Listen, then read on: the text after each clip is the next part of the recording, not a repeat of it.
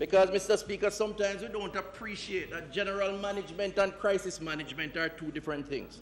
And it is quite difficult and different to stabilize a crisis which that hospital experience represents. In other words, to preserve the services for the over 500,000 persons who depend on that institution on a daily basis.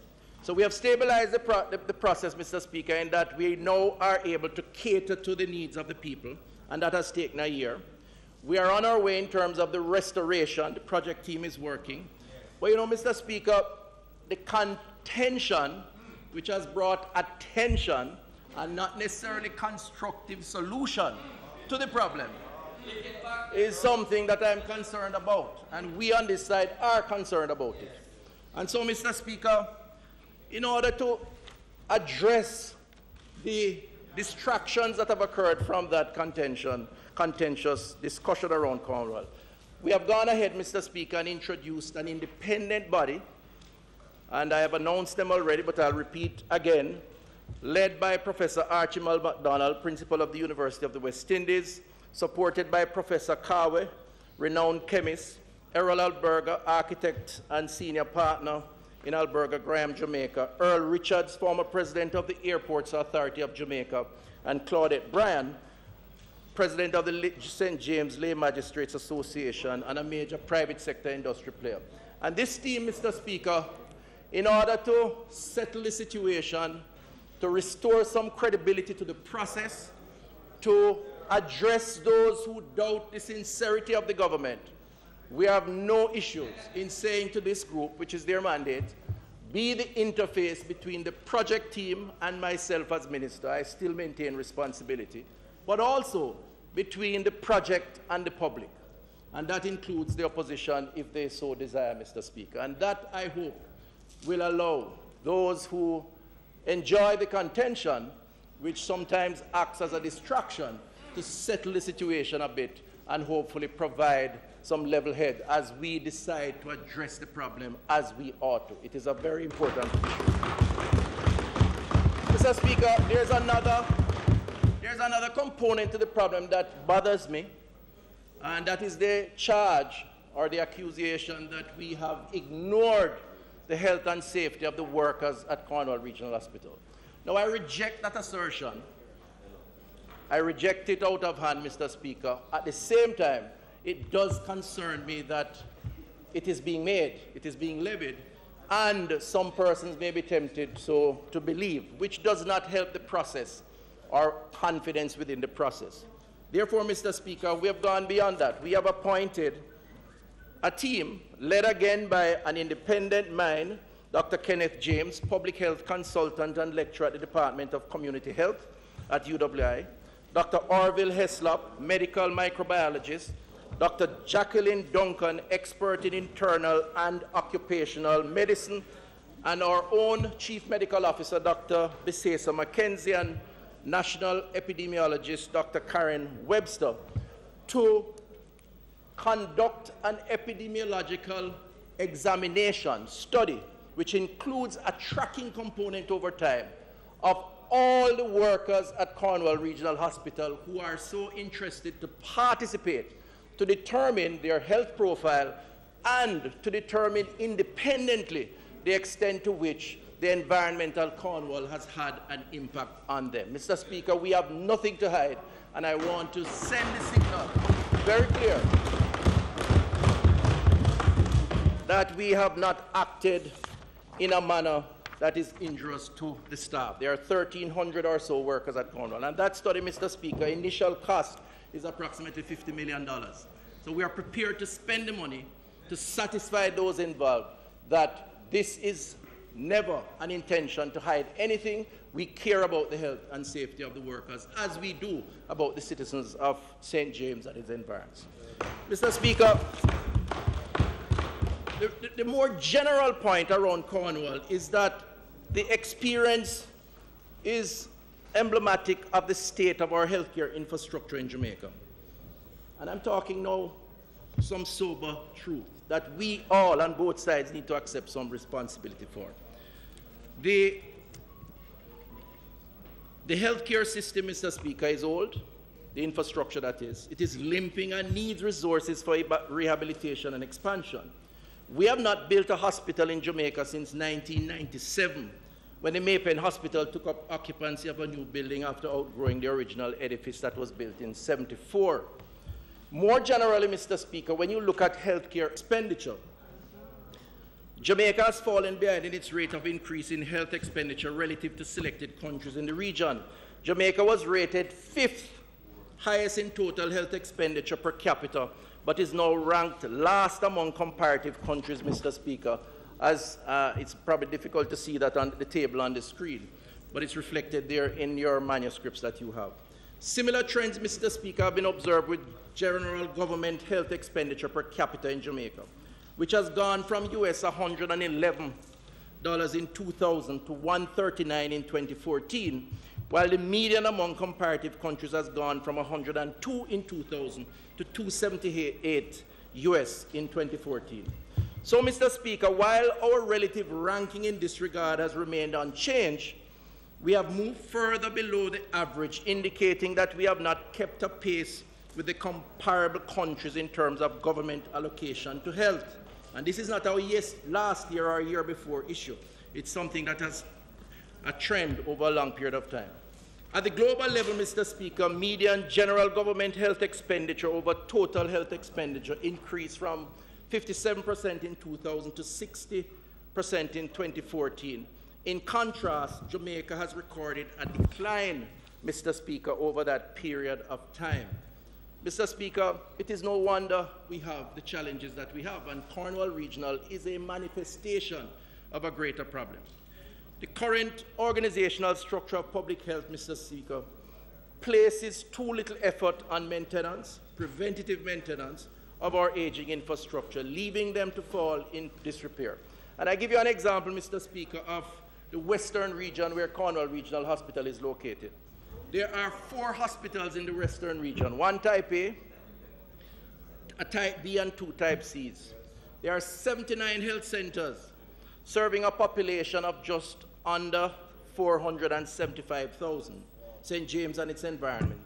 Mr. Speaker, there are only 2 qualified engineers on staff to service 79 health centers and 4 hospitals.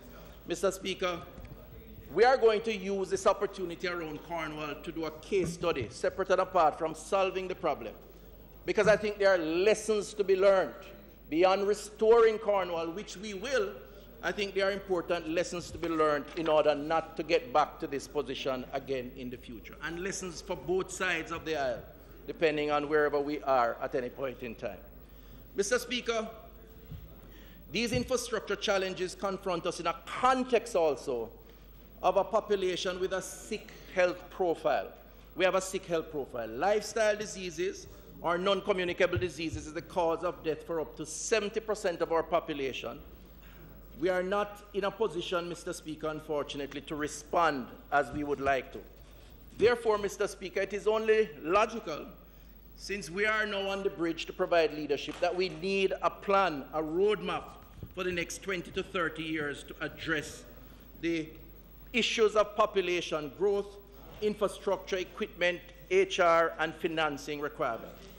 Since announcing, Mr. Speaker, in the last sectorial, the need for a 10-year strategic plan, which again started before my time, but we have taken it to another level, I'd like to announce to this House that there are 4 pieces of information that we have been able to put together over the last year, which together combined will create that 10, 20, and 30-year strategic plan. First of all, Mr. Speaker, we have completed the review of regional health authorities. Authorities that were established based on the British system, 4 regions, never comprehensively reviewed, and frankly speaking, Mr. Speaker, there are a lot of issues that have to be addressed in terms of how they are run and to improve the efficiencies in order to administer health care better. We have also, Mr. Speaker, completed a study on the health information systems. How do we create a digital platform to manage patient files, use that platform to advance things like telemedicine? That report is completed, Mr. Speaker, and will be part of that strategic plan. Finally, Mr. Speaker, we have also done a roadmap and are completing the studies on a national health insurance scheme in the context of healthcare financing. And that will be completed in another month or two. The consultants are working. And the fourth is the 5 hospital study assessment that is being done by the UNOPS, covering Spanish Town, St. Anne's Bay, Maypen, Kingston, and Mandeville. These studies, Mr. Speaker, will look in the context of the entire healthcare infrastructure in Jamaica and make a determination as to how we upgrade where do we add beds, where do we add operating theaters, in order to right-size or optimize the infrastructure that is available. Clearly, Mr. Speaker, we are deficient now, and so this will add some value to that process. So, Mr. Speaker, those 4 studies are going to be critical to that 10, 20, and 30-year strategic plan. And we're hoping that by mid-year, we will have the framework of that plan. Now, I am comfortable with saying we have led that process. That plan is going to take some time, maybe 5, 10 years to bring through to its completion. It's going to depend on both of us to work together in order to make that plan a reality. And I'm calling on the opposition spokesperson, let us work together to ensure we can sign off on that plan so that we lessen the contention and therefore the distraction from serving the public health of the Jamaican people. Mr. Speaker, in all of this, Mr. Speaker, it's about how do we guarantee universal access to health care. And, you know, we need to remind ourselves of what universal access is. And I'm prepared to court even controversy in generating a discussion around what that represents. We have been guided by WHO PAHO, Mr. Speaker. And there are 6 basic commitments that we must be prepared to make as it relates to universal access. First of all, no one should be denied care because of inability to pay. Secondly, full exemption should be for the vulnerable, the poor, the elderly, and children. Thirdly, and what may be the point of controversy, but I believe in it, and we believe in it, those who can afford to pay should contribute through a prepayment mechanism such as a national health insurance scheme, which is what we're working on now to develop. Primary care should be accessible to all without financial barrier. And the other 2, Mr. Speaker, augmenting services delivery with private and NGO partnerships. Partnerships are fundamental to effective public health administration, and that includes the private sector. I've given examples of some of those partnerships earlier. And multi-sectoral collaboration should be incorporated to address the social determinants of health. Mr. Speaker, the future requires a national discourse on what are reasonable expectations from public health care services. What is clear is that the public health care system cannot be all things to all people, as the requisite supporting infrastructure is just not there to do it. And frankly speaking, sometimes we create that expectation as politicians.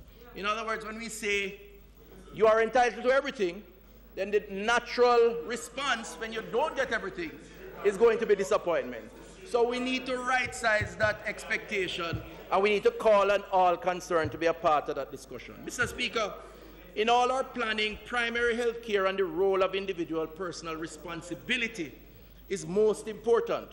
Too many Jamaicans do not make the connections between how they live their daily lives and their personal state of health.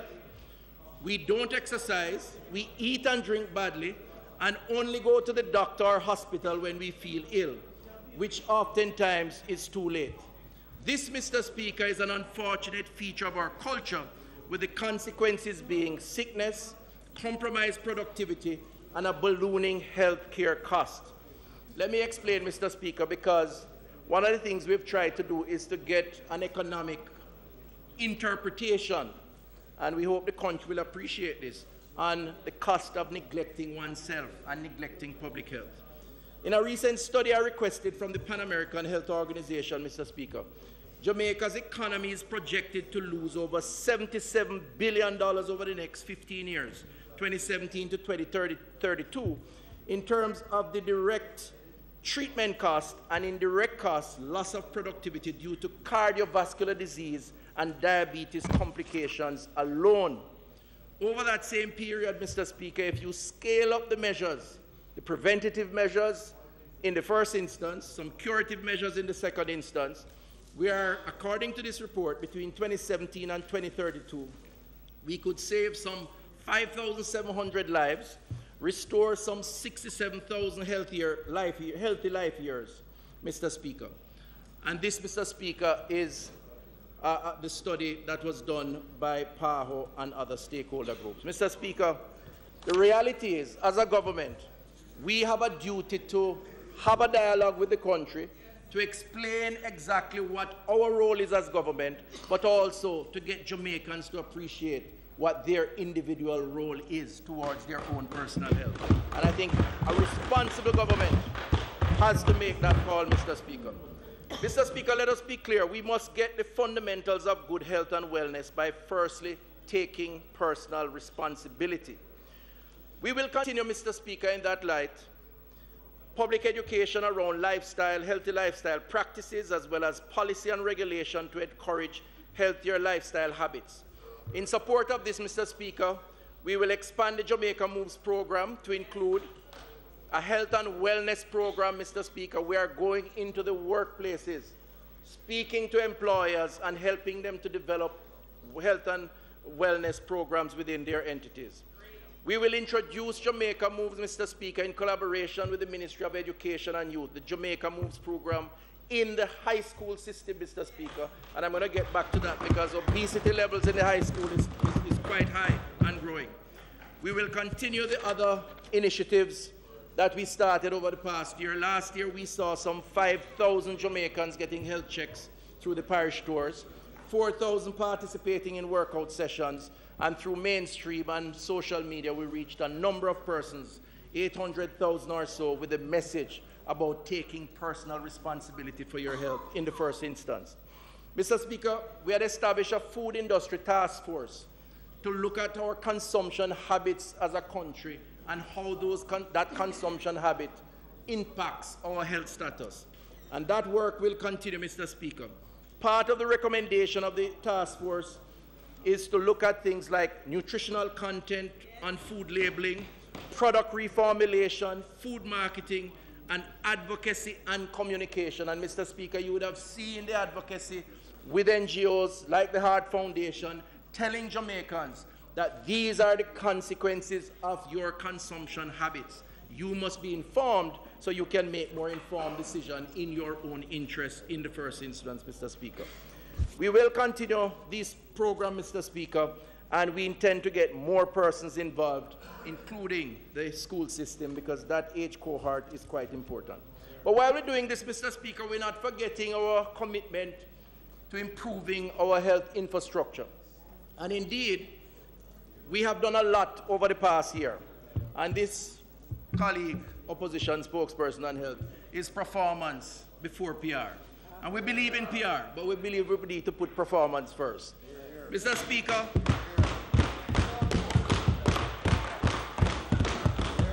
I'm just going to list a few of the projects that we have completed, Mr. Speaker.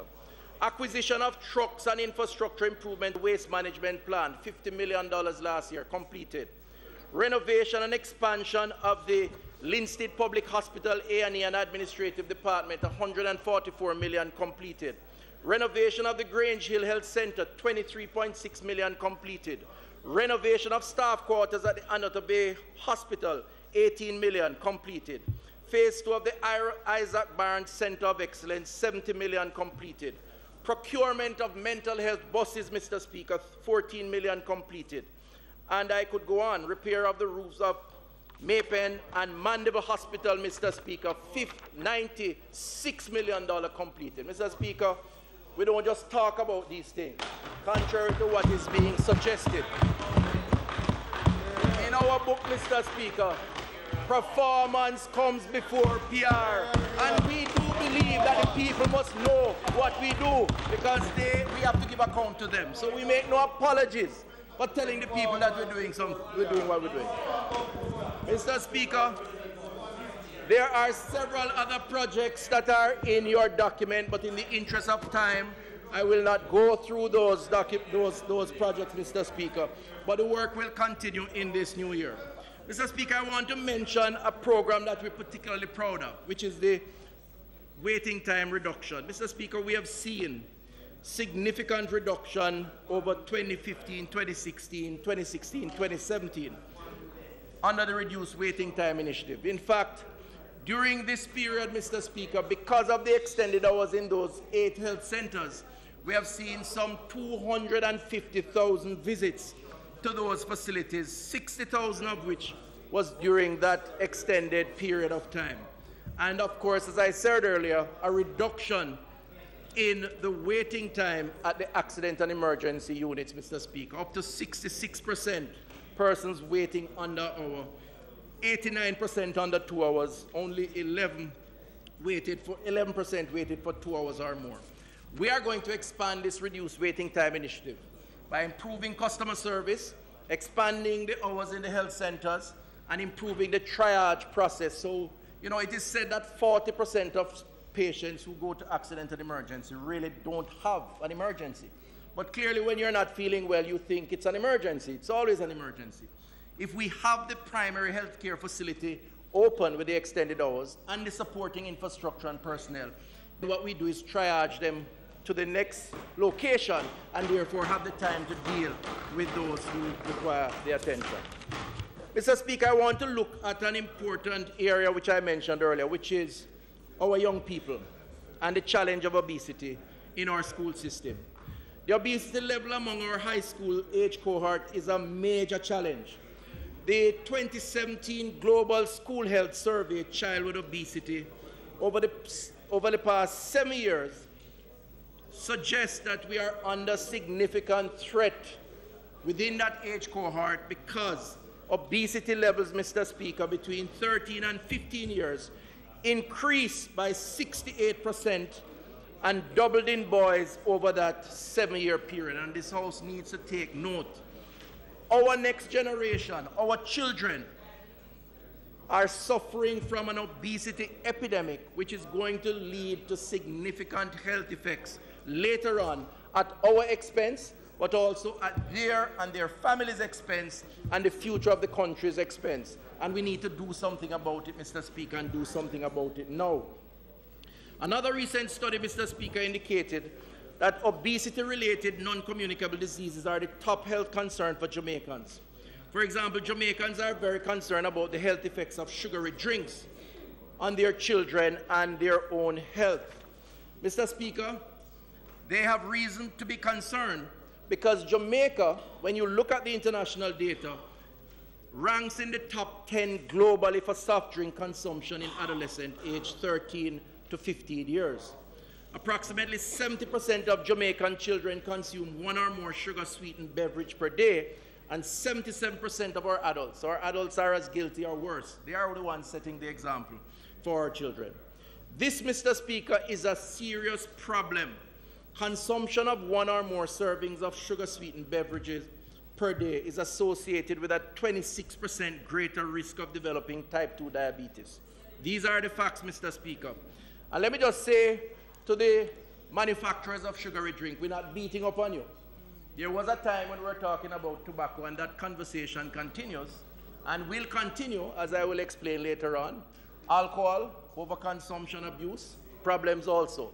But frankly speaking, the time to talk about the impact of sugary drink on our population is now, and it is our responsibility to start that conversation. We invite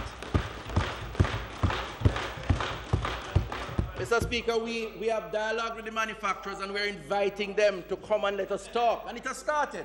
And many are responding already. A number are voluntarily adjusting their formula, adjusting their drink to reduce sugar, recognizing the concerns of the population.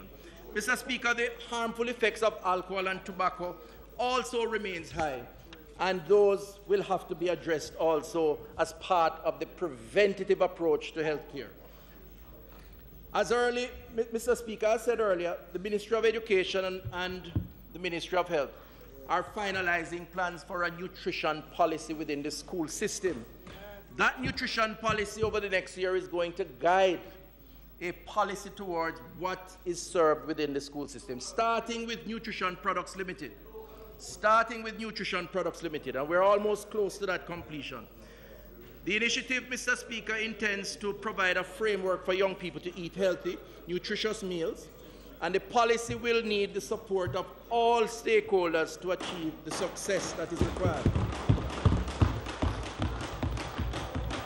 Mr. Speaker, the school standards will focus not just on sugar, but on reducing the intake of saturated fats, cholesterol, sodium, and sugar, and increasing vegetable and fruit consumption.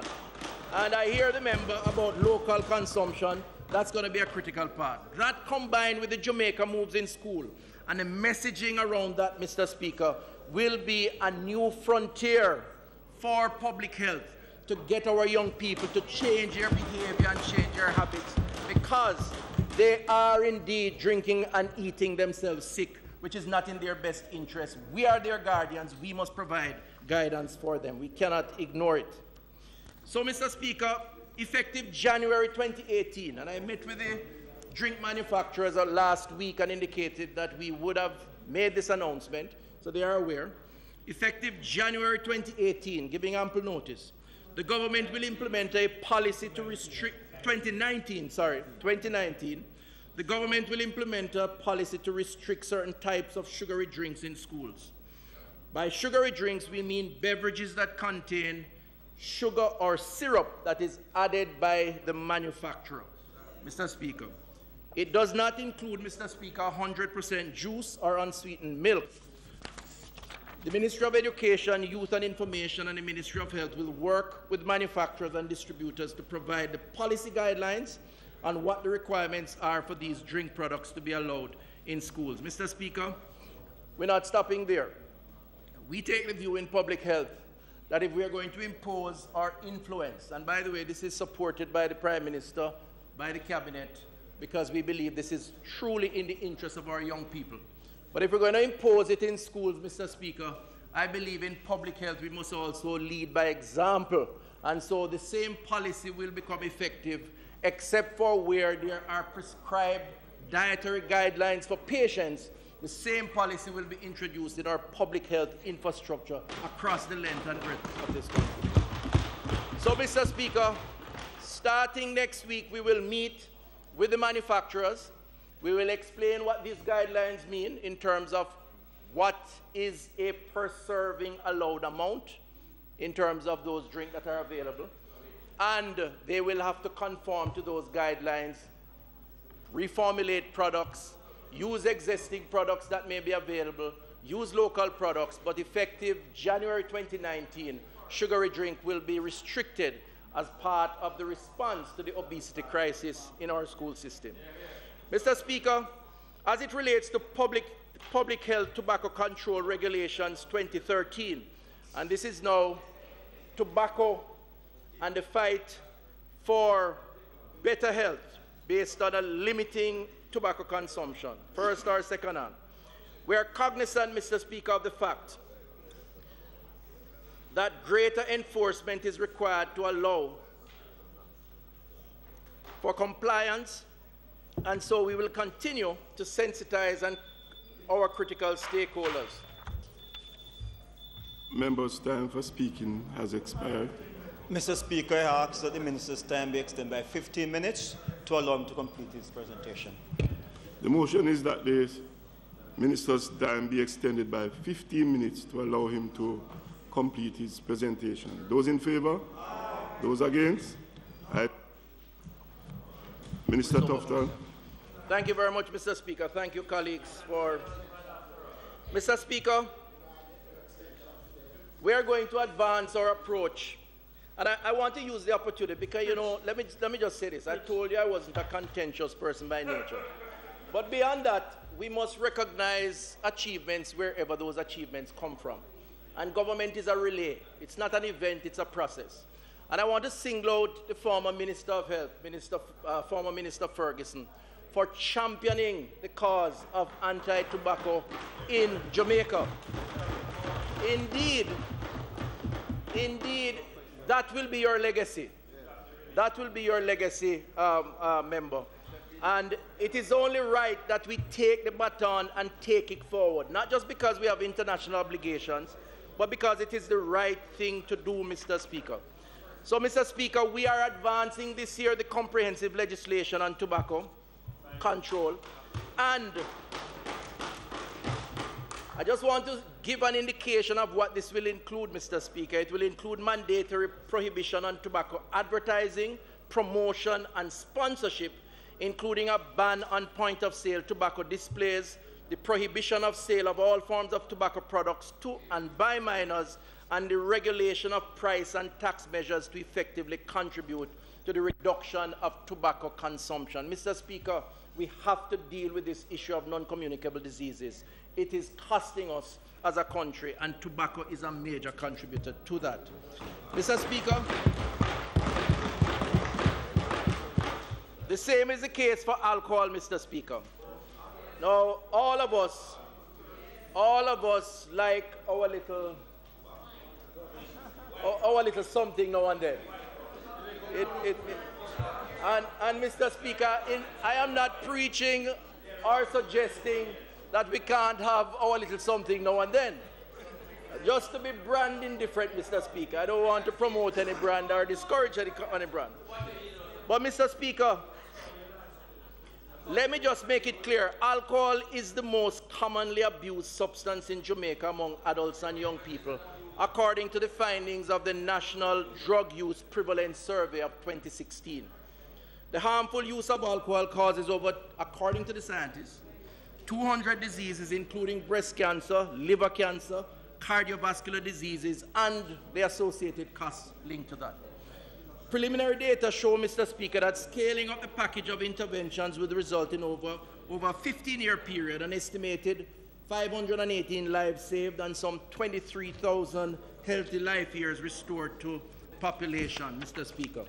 Mr. Speaker, the current evidence shows that the likelihood, similarly so, and I'm talking about the Road Traffic Act and road traffic injuries, that alcohol's contribution or consumption and contribution to road traffic injuries in Jamaica is significant. This again is according to what the study suggests. Road traffic injuries 5 times higher for people that drink alcohol when driving than it is for those who do not. The more that people drink, the higher the risk, and each drink increases the risk of a road traffic injury by some 13%, Mr. Speaker. In fact, the economic impact of road traffic injuries is significant, with indirect and direct costs due to road traffic injuries in Jamaica are estimated to be about $3.2 billion. This fiscal year, Mr. Speaker, we will be mounting a national public education program on the harmful effects of and use or abuse of alcohol.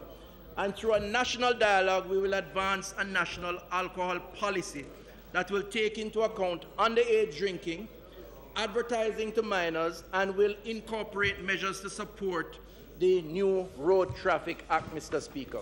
In other words, Mr. Speaker, we are going to encourage, initially through public education, but ultimately through policy, the responsible consumption of alcohol, because we recognize that it is also contributing to the public health threat and risk that we are experiencing in our country.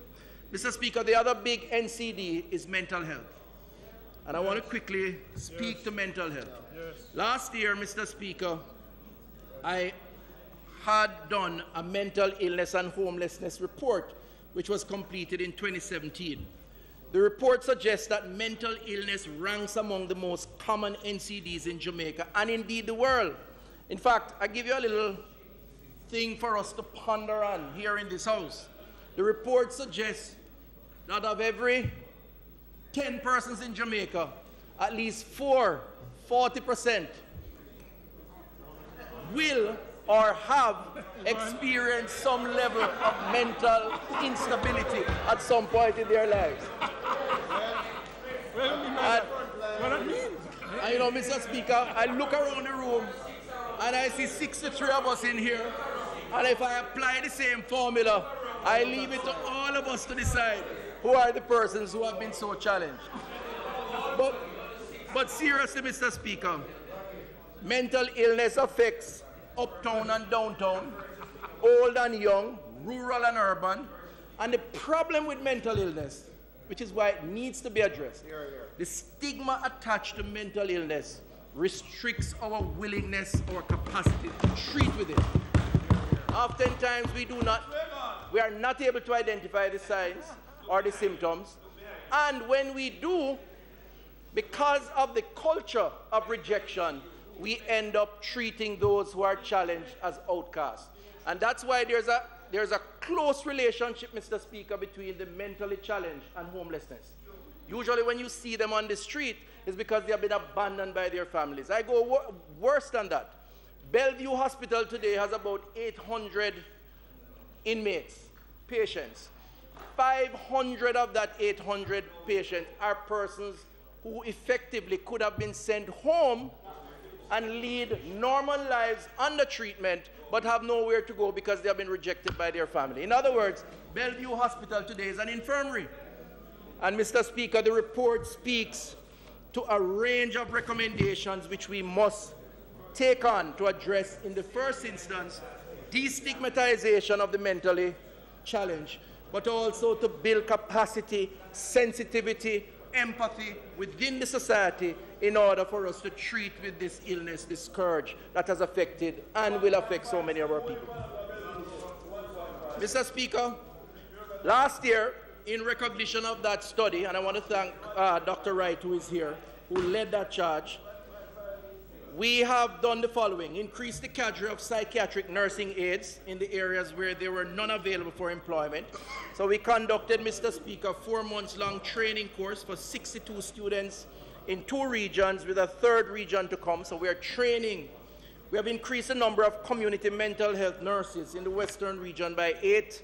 We have acquired motor vehicles, Mr. Speaker, 2 in the first instance, 5 to come, in order to provide coverage on the streets to support those who are mentally challenged.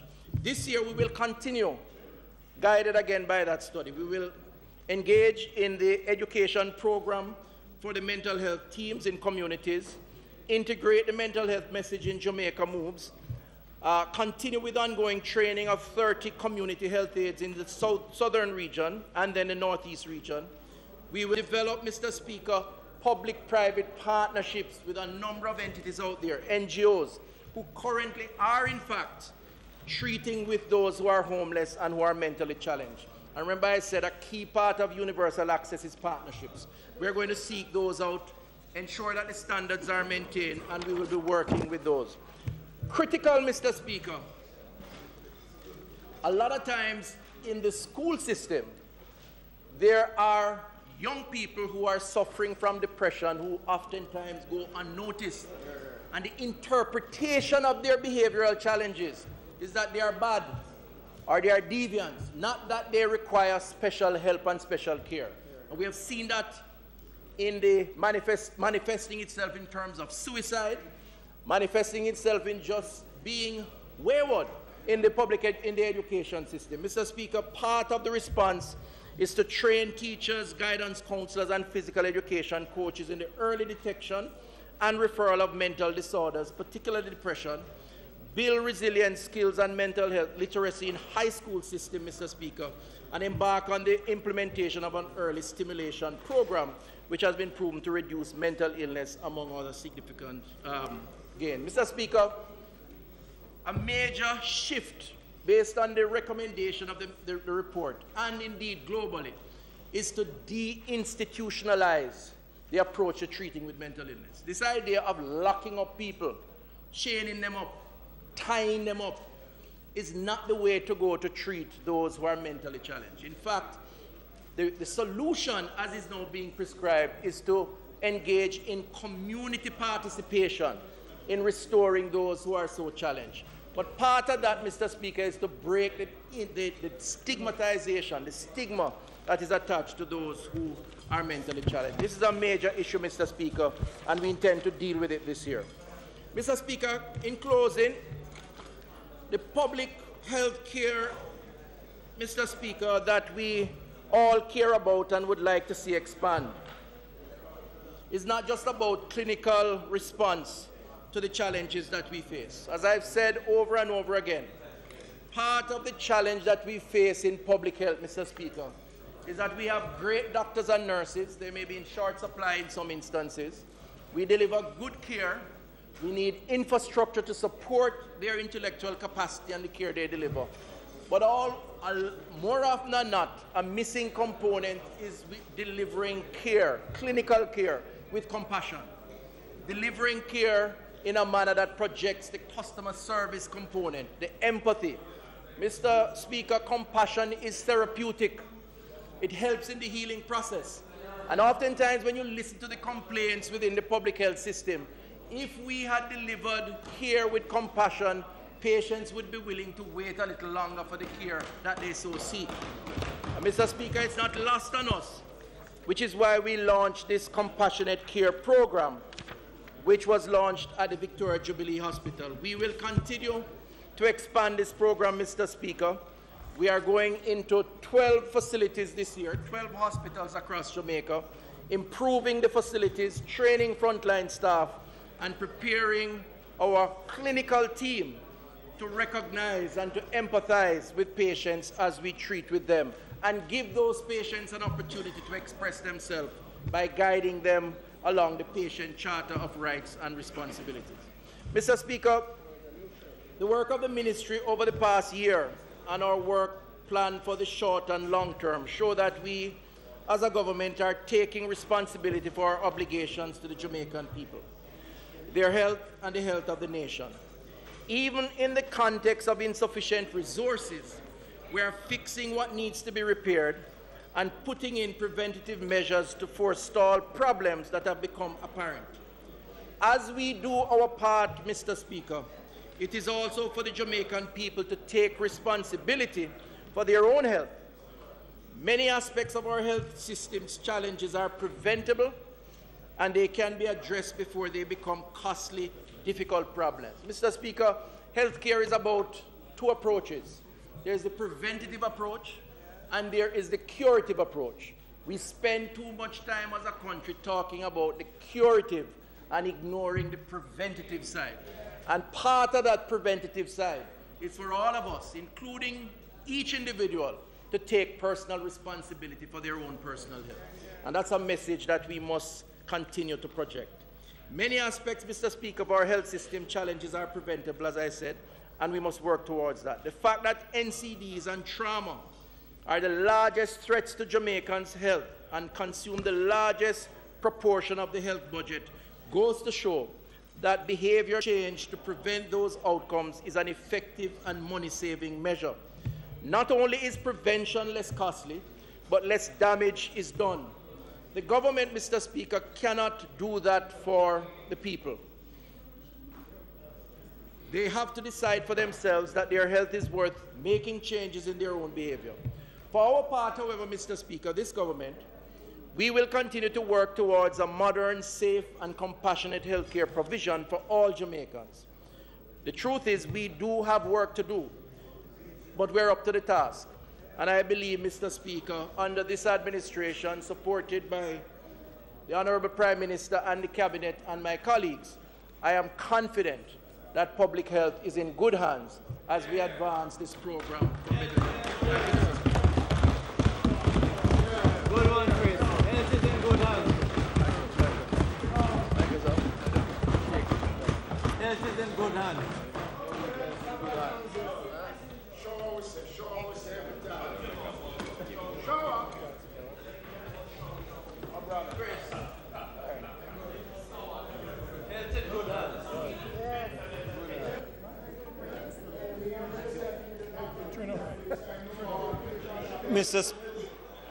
Mr. Speaker,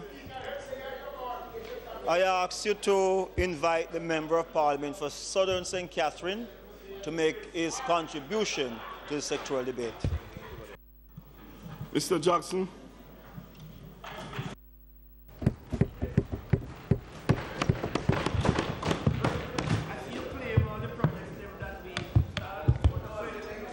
Mr. Speaker, it is my pleasure to make my contribution in the sectoral debate in this portfolio responsibility for the first time. First of all, let me extend my profound appreciation for the confidence that the leader of the opposition has reposed in me to take on this task. Mr. Speaker, I want to thank my family. My family, my blood family, and my Portmore, South St. Catherine family. I want to particularly thank my councillors. When I talk about my Portmore constituency family, I must make special mention of my admin assistant, Mildred Diedrich, who is my right hand and my left hand in the constituency for almost 20 years now.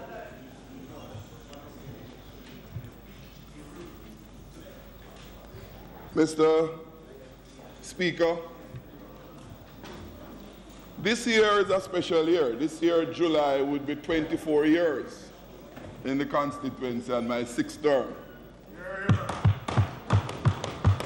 And I'm humbled to stand here as the Member of Parliament because of the love and support that I've enjoyed from all the people of my constituency of South St. Catherine. They have always been very dear to me, and I commit to remain very dear to them. Mr. Speaker, the portfolio of national security, as everyone would appreciate, is a very challenging one. Regardless of which side of the aisle one may sit. Security is about the well-being of every individual in this country. One's life and their security perhaps parallel one's protection of their property. And so I take it seriously. My colleague from Central Man, I think is happier for him leaving than my coming. But I take pleasure in taking the baton from my colleague from Central Manchester, and I have the benefit of his experience during his tenure. And I also have the benefit of the experience of the Minister of National Security before, the leader of the opposition who served in that capacity before. And I also have the benefit of former Minister of National Security, K.D. Knight, who served in that capacity before. Mr. Speaker, I really want to thank the team, my task force members who worked with me in this, and have been working with me in this portfolio. Mr. Speaker, the premise for this contribution is simple, but unfortunately, inarguably true. Make absolutely no mistake, Jamaica's throat is in the grip of a dreadful crime crisis.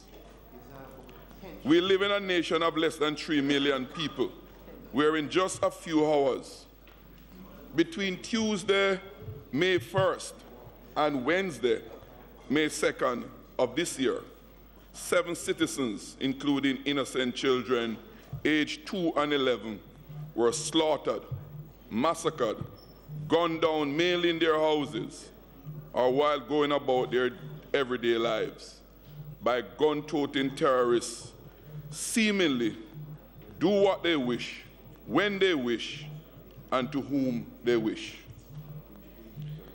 It is as if the assassins operate with impunity, safe from the forces of the state, while our treasured citizens cower in fear, or in some cases, flee their homes in terror, while schools are closed and people are afraid to go on the streets, even to buy groceries. Mr. Speaker, colleagues, we used to read and view in the media incidents like this taking place in such other territories like Texas, Florida, California, Afghanistan, Iraq. Shake our heads saying, what a shame, or how horrible, or our sympathies and then turn the newspaper page or change the TV channel and forget it. But now it is happening in our country, in Westmoreland, Jamaica, and is in reality an everyday occurrence in our country, where we live, raise our families, and work. It is happening, Mr. Speaker, to people we know, went to school with, and work alongside, people beside whom we go to stage shows, concerts, church, and eat and drink. Just previous to the Westmoreland 7, there was the St. Elizabeth 4. And since then, Mr. Speaker, triple, double, single murders that read like a menu of insanity in our country. The mainly law-abiding Jamaicans are being targeted randomly by a minority diseased with hate and supplied with weapons of destruction by people who see the murder and mayhem as means to their particular ends and use the naive, easily influenced and bought as their tools to do the violence. Mr. Speaker, I will not insult Jamaicans by echoing other members of this House and pointing out tourists as a special group to be protected. All of Jamaica must be a safe zone for residents and visitors alike. And Mr. Speaker, we as elected lawmakers must make sure that this is so. Mr. Speaker, we must usher out all the criminals and the corrupt. That's our duty. The terrifying high incidence of criminality has ramped up the level of fear in Jamaica to the point where it is the foremost concern of most, if not all, Jamaicans here and in the diaspora. With murders reaching 1,616 at the end of 2017, preceded by 1,349 at the end of 1,616 at the end of 2017 and 1,349 at the end of 2016, now reaching 600 in the first 5 months of 2018, putting us, Mr. Speaker, on the terrifying track for a year in total nearing 2,000.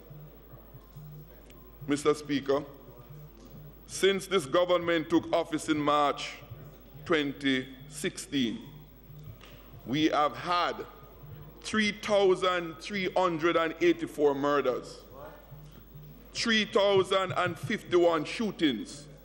Combined, Mr. Speaker, 6,435 Jamaicans were either murdered or came close to being murdered. Mr. Speaker, Jamaica is not a safer country since this administration took office. On the contrary, this administration's plain incompetence has allowed Jamaica to become a far less safe country. This is not a mere opinion, but a fact substantiated by the very high increase in murders and shootings since they took office.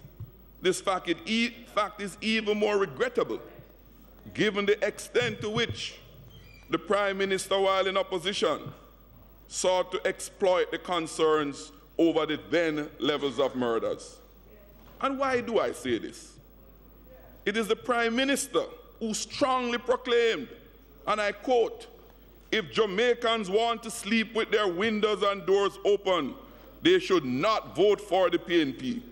If they want to live safe in their yard, if they want to be able to fall asleep and leave their door open and wake up in the morning and still be alive, you cannot make the mistake of putting in the PNP." Whose words? Whose words? Those were not my words nor my opinion, Mr. Speaker. Mr. Speaker, Jamaicans believed him. They placed their trust in him. regrettably, when the Prime Minister got what he wanted, their votes, crime and murder was no longer a priority for this administration. Mr. Speaker, one lesson I've learned very clearly over the years as a representative of the people is never take their trust for granted or abuse it, and never underestimate their intelligence. They are far smarter than we may think. The situation, Mr. Speaker, is compounded by the apparent absence of any clear strategies from the government for intervention in the medium or long term from the very outset upon taking office. Perhaps the strongest pieces of evidence yet that the government is out of its depth in dealing with crime are: one, its inability to present a plan for dealing with crime, and even more basic, its ignorance of what a plan is. Mr. Speaker, let us recall what a plan is. A plan is a document which sets out specific targets, strategies, and activities needed to attain those targets, timelines within which those targets are to be achieved, and the resources that will be deployed to support the implementation of the strategies and activities to achieve the targets. Mr. Speaker will recall the Prime Minister said, the country will not know what the plan is. Those are not my words. Right there. Another grave area of concern has been the absence of functional collaboration between the political directorate and the police. The uncertainty generated by frequent changes in the leadership of the Jamaica Constabulary Force, the recent unparalleled public spat between the previous commissioner, and I say commissioners, and the previous Minister of National Security, the outstanding wage settlements, and the refusal of the Prime Minister to even meet with the Police Federation has compounded our country's distress with the clearly outrageous crime situation. While the issue of the police commissioner seems to be settled now, and we can never tell, but we do wish the new commissioner all the success. As I've said publicly before, his success is Jamaica's success. Mr. Speaker, added to the problems associated with the poor handling of the issue of crime are the public scandals and blatant acts of corruption which have broken the public's confidence in their governors. One such example is the debacle of the dreadfully protracted acquisition of over 200 used motor vehicles for the police force. Mr. Speaker, this scandalous and unprecedented policy of equipping a police force such as ours that is battling increasingly violent criminals has dragged on for over 2 years and has remained unresolved as I speak today, Mr. Speaker. A contract we entered into from January 2017, only 36 of the 200. We see the government offering, Mr. Speaker, we see the government offering crime second-hand cars, then turning around and purchasing over one. Mr. Speaker,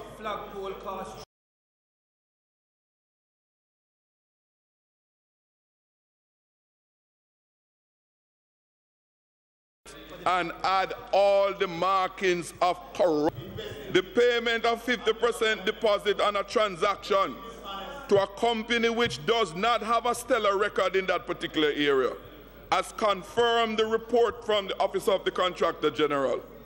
The repeated extensions and the failure of delivering those 200 cars, for which only 36 have been delivered so far. The opportunity cost in hundreds of Jamaican lives. The delay in providing the police with required mobility are all part of the consequence, Mr. Speaker, of this corrupt policy of the government.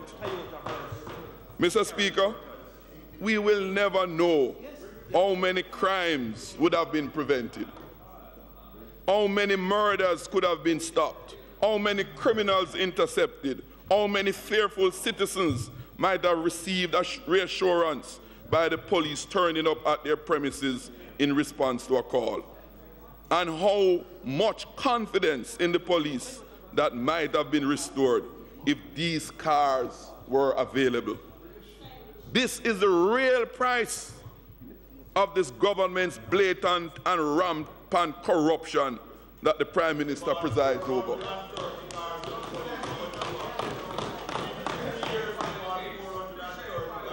Mr. Speaker, bad policies can have costly consequences, but poorly implemented policies can cost lives and damage the reputation of law enforcement officers. Mr. Speaker, all segments of our Jamaican society are outraged and scared.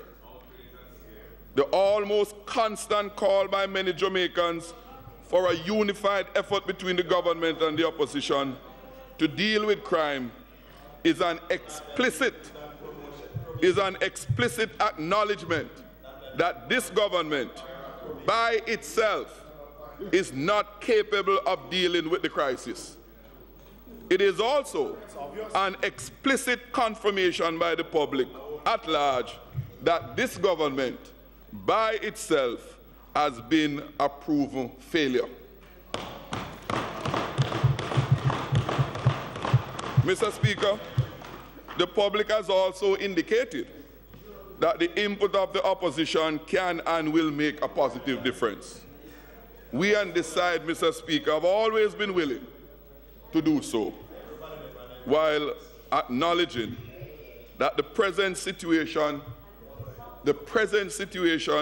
was created by the government's abject failures. Mr. Speaker, many persons have asked, where is the opposition's crime plan? But, Mr. Speaker, the responsibility for a crime plan in Jamaica now and during this government's tenure, whatever length that may be, falls to the elected government of the day. Any viable and that the government with our cooperation may present. Jamaica's interest is our business, it's our passion, and it's our mission. From the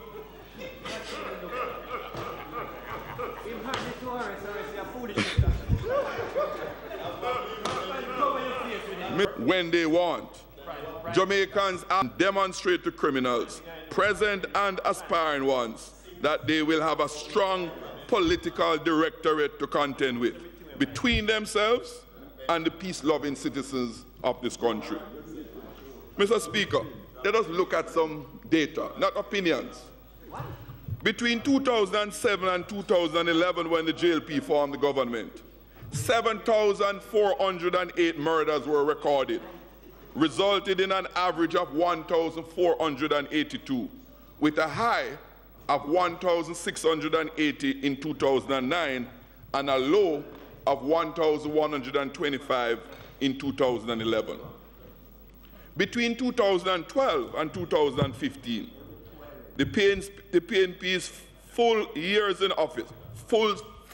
in office, the total number of murders recorded was 4,494, for an average of 1,124, with the lowest being 1,005 in 2014. Between 2016 and calendar year 2017, the total number of murders recorded was 2,966. That's for the calendar year. 1,350 in 2016, and as I indicated earlier on, 1,616 in 2017, for an average of 1,483, which is 23% higher than the most recent worst year under the People's National Party administration. These figures, Mr. Speaker, they don't lie. And what is instructive or coincidental is that the average of 1,482 between 2007 and 2011 is the same +1 between 2016 and 2017. This record high average of 1,482 is 32% higher than the average recorded under the People's National Party administration. The Prime Minister, no, you can check the police stats. The Prime Minister, unfortunately, repeated this misrepresentation in his recent contribution in the debate on the extension for the state of emergency in St. James.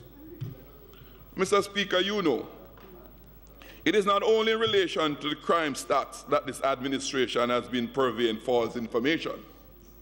They have done it in relation to the growth in the economy. As the member from South St. Andrew pointed out in the budget debate recently, contrary to the false narrative of the government, economic growth under the People's National Party administration between the years 2005 and 2006 and the present, during which time the PNPL office for 6 full years was cumulatively 6%. Over the same period, when the JLP was in office for 5 full years, the cumulative growth during their time was 1%. Those are the facts, Mr. Speaker, not opinions. Mr. Speaker, in 1962 at independence, Jamaica had a murder rate of 4 in 100,000. And these are the stats that are used internationally to measure murder rates globally.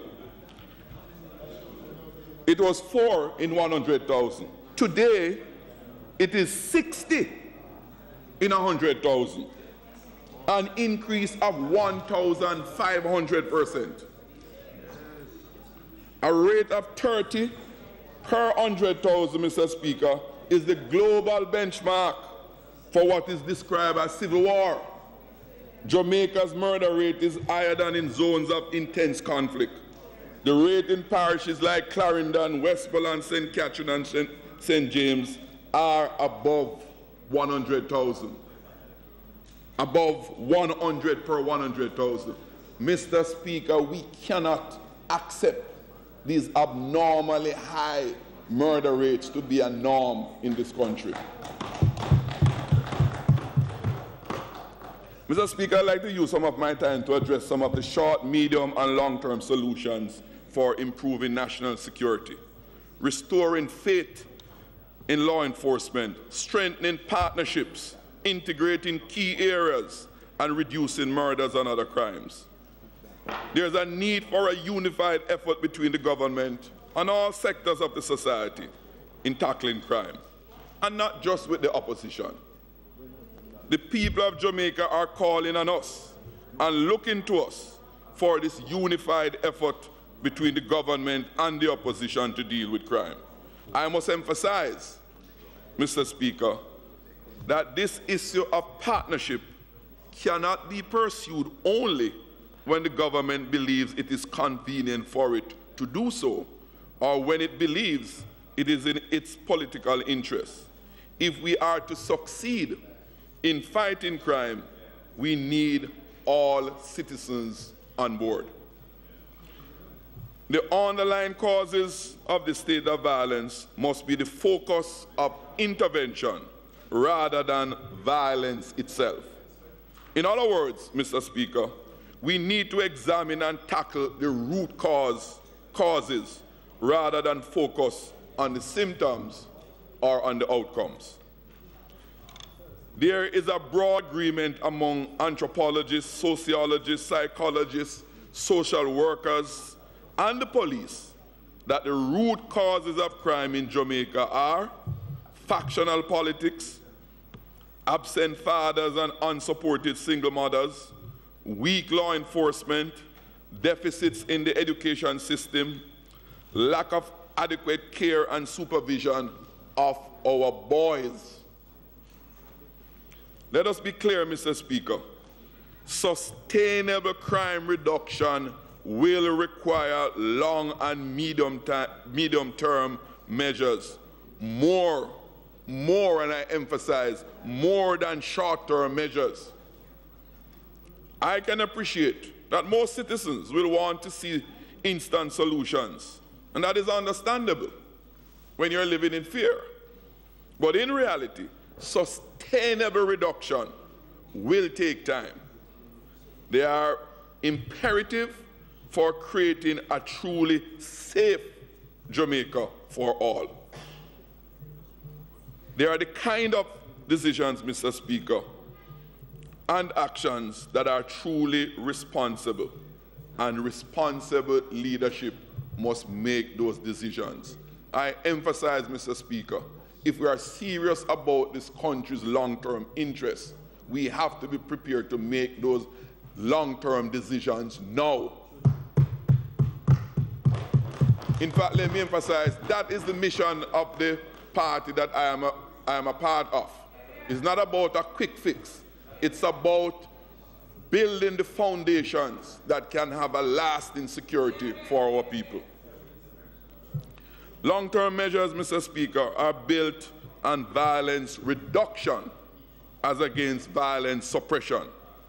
States of emergencies or zones of special operations are forms of violence suppression, but they cannot be sustained over the long haul. Mr. Speaker, they effectively displace and temporarily disrupt violence producers, but they do not reduce the propensity to violence. Violence reduction requires major investments in research, social programs, collective ownership of the problem at the family and community as well as the national levels. And I want to emphasize the family and community levels. This would mean, Mr. Speaker, partnerships with the private sector in the form of investments in crime reduction activities with a timeline of roughly 5 to 10 years to reap the real benefits. But let me again repeat, you cannot reap those benefits down the road if you don't make the investments required from now, which does not give immediate results. The current figures show that violence directly wipes out approximately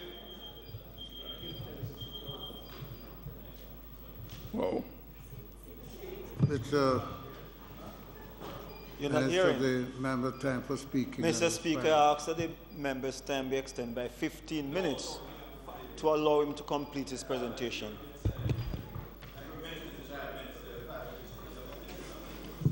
Those in favor? Those against? The ayes have it. Mr. Jackson. Mr. Speaker, I realize that time is not adequate.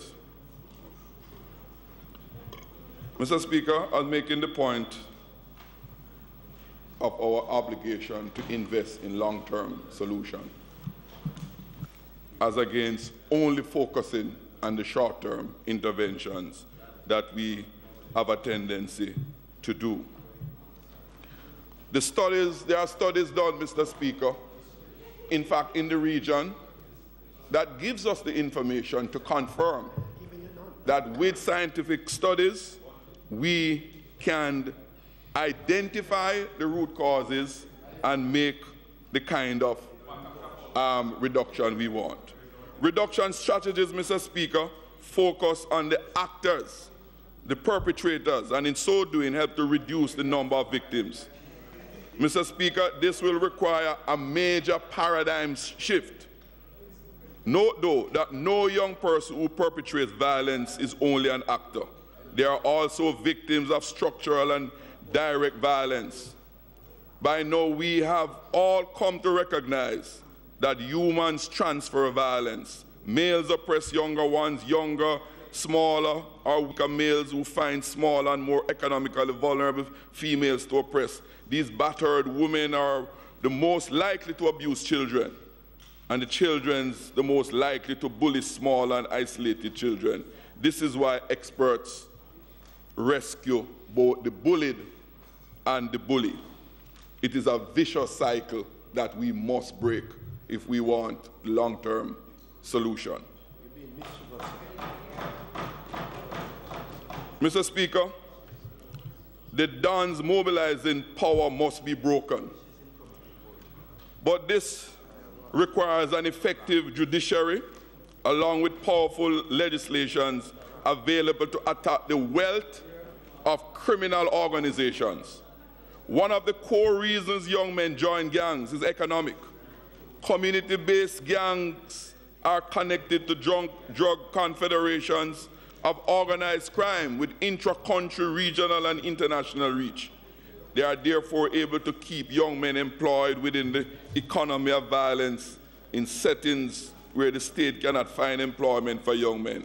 Again, Mr. Speaker, we have all known this for some time. What will make the difference is us doing what needs to be done. Mr. Speaker, in this regard, we must develop a system of social contracts with communities, which involves their maintaining low levels of violence or staying within certain behavioral framework in order to draw down on project monies. This could gradually replace getting project monies based on political affiliation or any other such affiliation. Projects include community tourism, sports, culture, and drama, etc. Mr. Speaker, we have already in the PATH program the provision where you only get continued. 10% of mothers who were raped, tortured, or abused transferred this to their sons. Gangs are fueled in Jamaica by large numbers of neglected and tortured boys from fractured families in which the mothers were abused.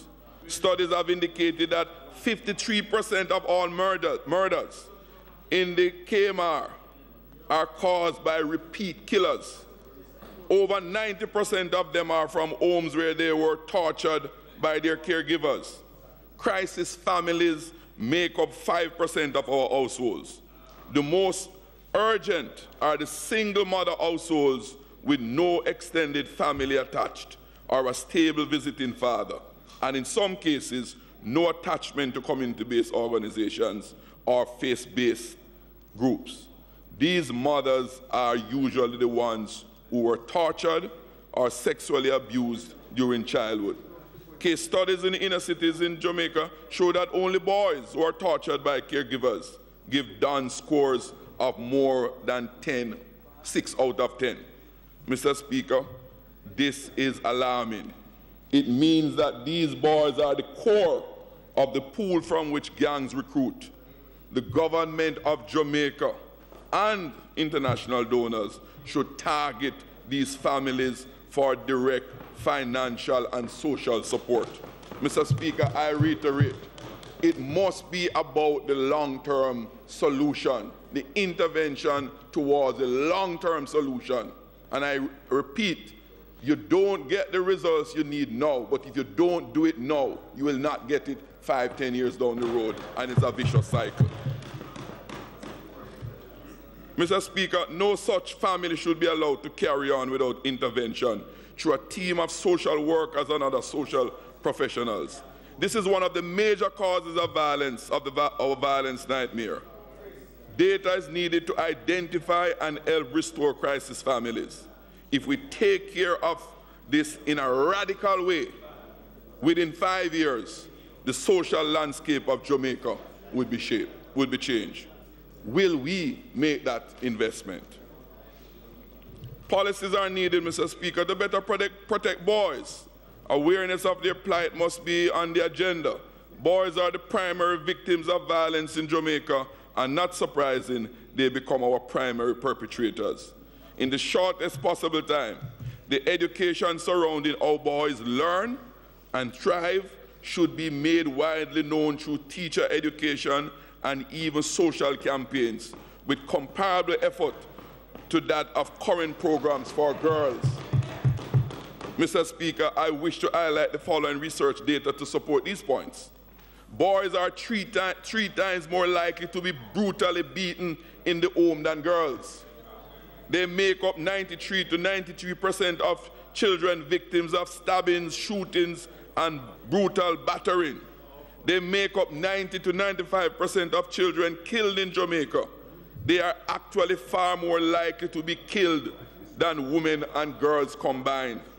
They are 3 to 5 times more likely to be consistently hungry, 2 to 3 times more likely to be overweight. They are 3 times more likely than girls to be neglected by a father who does not live with them. They are almost always expected to drop out of school to find their sister's education when economic crisis hits the family.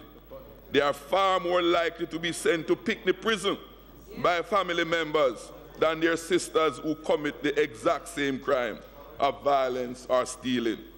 They are less likely to be adopted when they are sent to foster home.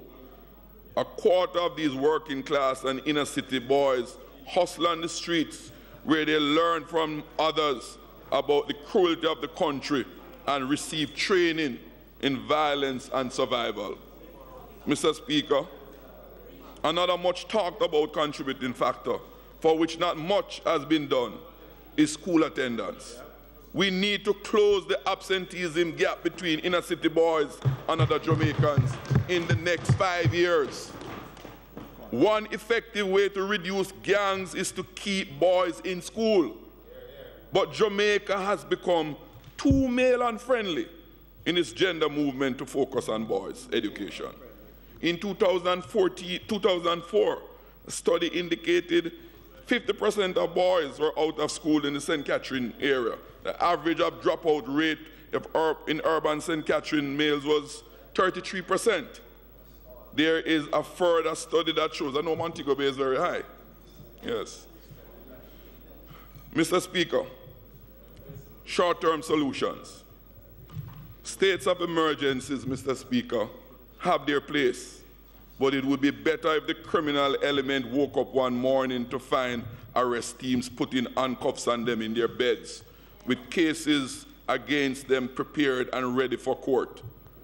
It should not escape our attention, Mr. Speaker, that since the first state of emergency in 1966, there have been 4 others up to 2017, a total of 5 in 40 years. Since 2018, we have had 2, and this fact signals that the government is at sea when it comes to controlling crime. The medium and long-range curbing of the crime monster must include the courts to which the detained offenders are passed for judgment. Sentencing upon conviction must be structured and creative for maximum deterrent effect.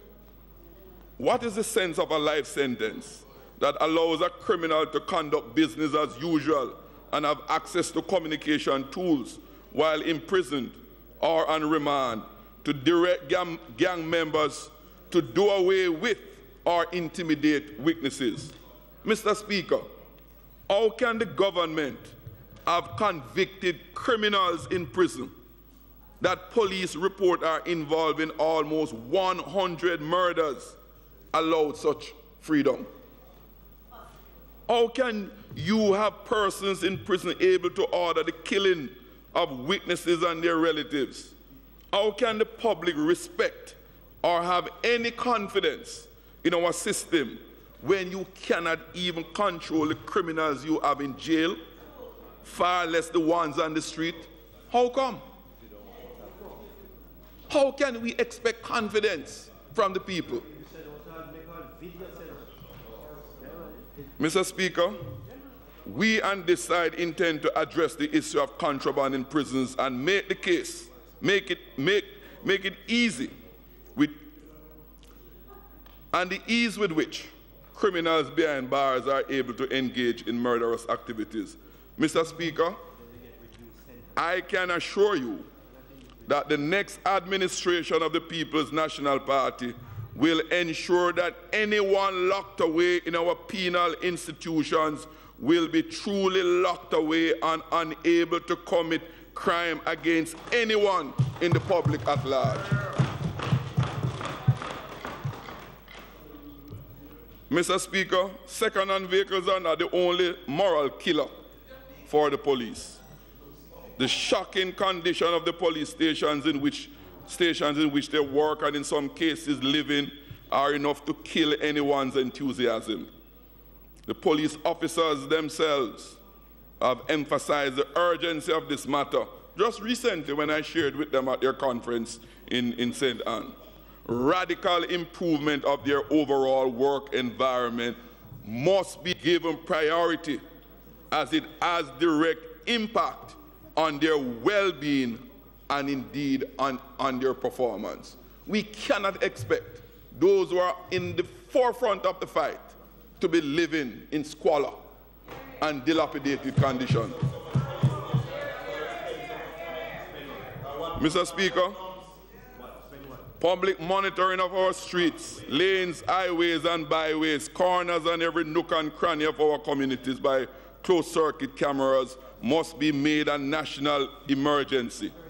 We must seek financial and skills assistance from our international partners where necessary. Jamaica has a surfeit of private security companies. I believe time has come to consider some integration of private security cameras with the system used by the government. The use of CCTV against crime has been something long embraced by this side of the House. And this is confirmed by the pioneering project starting in 2006. We applaud the government's embrace of the initiative that we have started and which the government has rebranded Jamaica Eye. Indeed, the further development of this initiative by the former minister, Re-announce and rebrand. the Minister of Security and the Minister of Health. Mr. Speaker, I have a published You've been mischievous today, though. No more time. Mr. Speaker, it's unusual to ask the House for a further extension after we extend the 15 minutes. We have set 45 and 30 minutes for speakers. And this year we have infringed on the standing order and extended each speaker by additional 50 minutes. I am therefore asking Mr. Speaker, breaking convention, asking for extension of 2 minutes for the speaker for the member to conclude his presentation.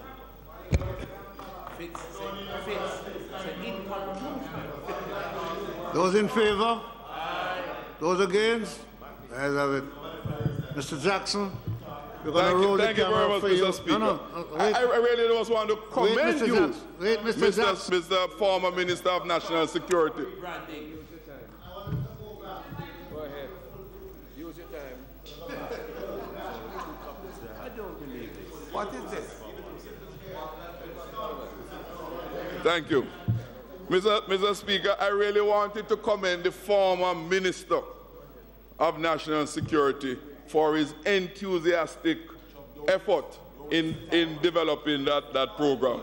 Mr. Speaker, colleagues, the assault and crime and the struggle to make our country as crime-free as possible and into a place where we can live and raise our families in peace is not going to be easy.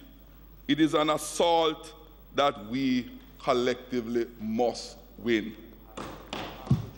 My fellow Jamaicans, let us, with no nonsense and meticulous planning and implementation, remove the phrases increasing murder rate and crime riddled from constantly being used in conjunction with the name of our beautiful country, Jamaica. Mr. Speaker, with every fiber and every bit of energy in my body, I resolve to lead a relentless fight on behalf of the opposition to make Jamaica a safer and more secure country again for all Jamaicans and not just a few. Mr. Speaker, I thank you.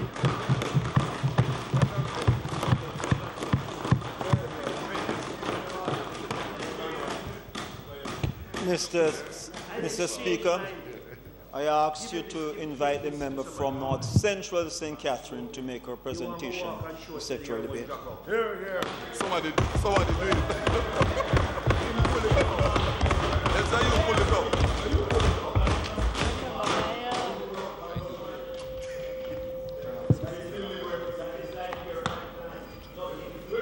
Mr. Speaker.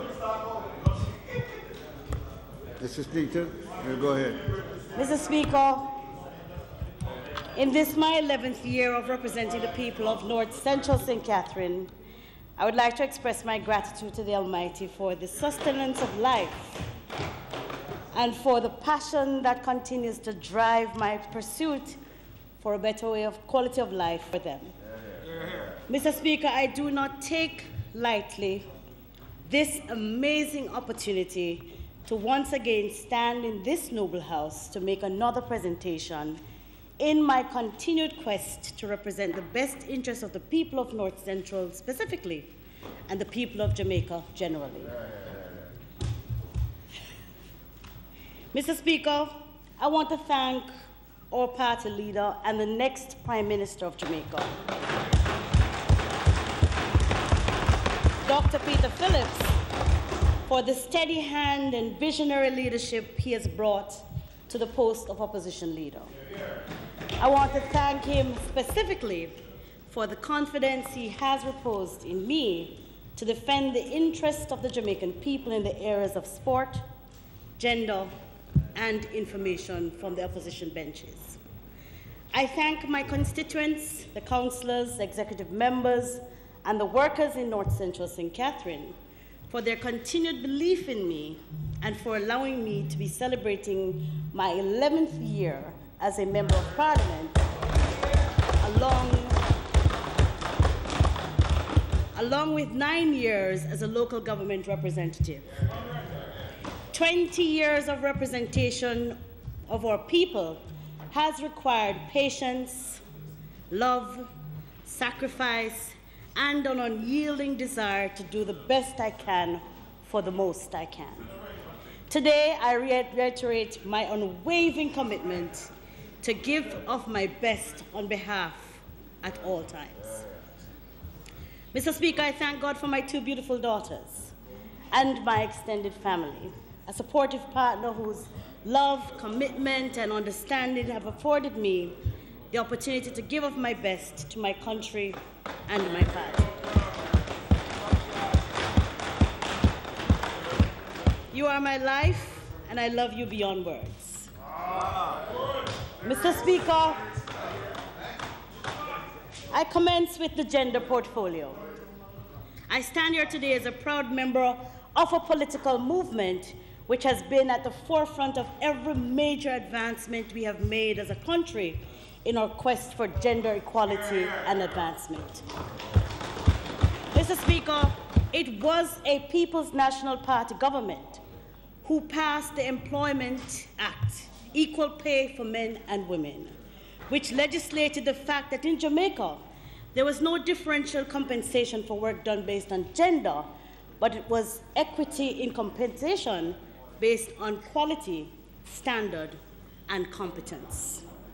Mr. Speaker, it was a PNP government which passed the Maternity Leave Act, which provided the workers to get time off from work with pay, to give birth, and to be able to spend time with their children in the early stages of their life, without threat of their employment being terminated, wholly or partially, due to pregnancy or childbirth.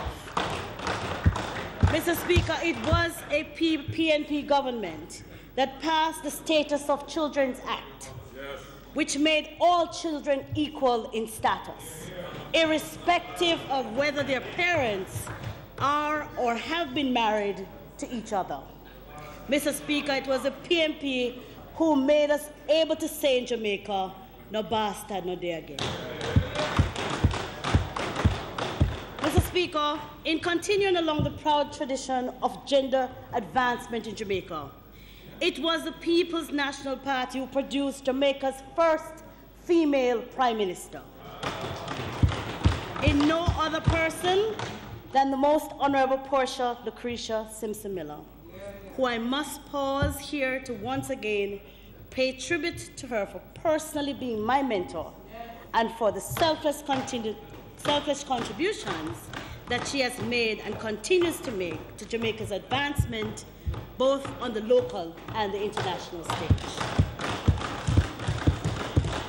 Mr. Speaker, in using Portia Simpson Miller's example, it is unquestionable that the viability, vibrancy, and effectiveness of our Parliament on both sides of the aisle is all the much better for having increased levels of female participation.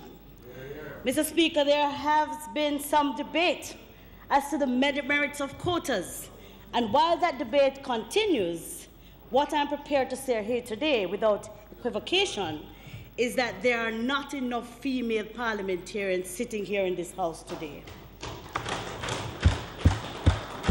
Mr. Speaker, in any constituency you visit, as a Member of Parliament, I can attest to the fact the vast majority of our political workers are women. Yes. So, Mr. Speaker, while the representation of women at every level in the political ladder is at least equal to that of our male counterparts, we do not see that translate to the highest levels of representation.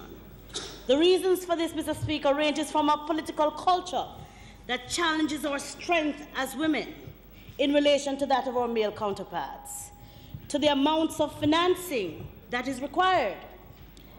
It is the nature of our political culture that our male-led political parties tend to select or appoint a male to run as a candidate in the seats with higher possibilities of victory.